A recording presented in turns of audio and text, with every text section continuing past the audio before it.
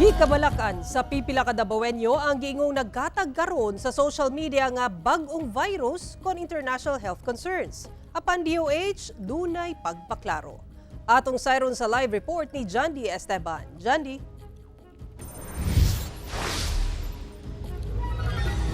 Sara, dili pa kumpirmado ang giingong epidemic outbreak sa China. Kana ang giklaro sa Department of Health. Giaghat usab dila ang publiko nga dili magpataka og share og mga sayop o di ba kaha dili pa kumpirmadong impormasyon. Ani ang report.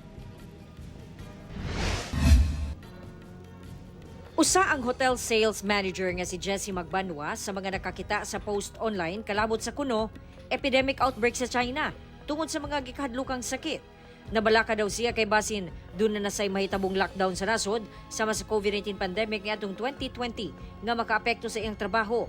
Nabalaka pud siya sa kaluwasan sa iyang anak. Baanjud ko considering na naanak ko'y baby karon ug nag-work pud ko sa hotel industry. Kabalumanta tuon na daghag mga establishments nga nagsirado gyud so daghang nawad anong trabaho and very lisod ang panahon atong panahon na. Mausab kini ang gikabalakan sa uban.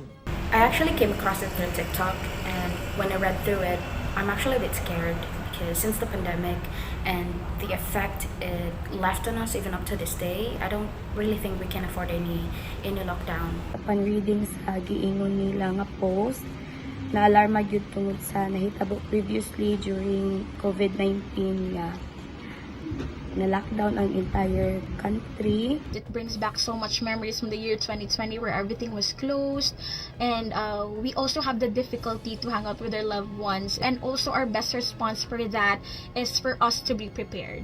Ang Department of Health nagpagula og statement Biyernes sa buntag. Sumala sa DOH, dili kumpirmado o ginaberipika pa nila ang nagkatag karon online sa nasangpit nga bag-ong epidemic sa China ug kuno nagdeklara na og state of emergency tungod daw sa mga delikado ug makatakod nga sakit sama sa influenza A, HMPV, mycoplasma pneumonia ug COVID-19. Sa nagkatag nga post online, gipakita nga matud pa nagpunsisok ang mga pasyente sa mga ospital tungod sa kadaghan sa nataptan. Apan ang DOH miingon nga wala pa kini kumpirmasyon gikan sa mga opisyal sa China ug sa World Health Organization. Gihimug-atan sa DOH nga ang Pilipinas active member sa WHO network nga misunod sa international health regulations. Kini nga sistema ang muhatag og update kalabot sa mga international health concerns. Sara, sumala sa DOH nga makahatag og kabalaka og kalibog sa katawhan ang pagpakatag og mga unverified information labi na kalabot sa international health concerns labaw na tunggikan sa mga questionableng website o online sources. Busa na nawagan sila sa katawhan nga likayan kini. Sara. Daghang salamat, Jandy Esteban.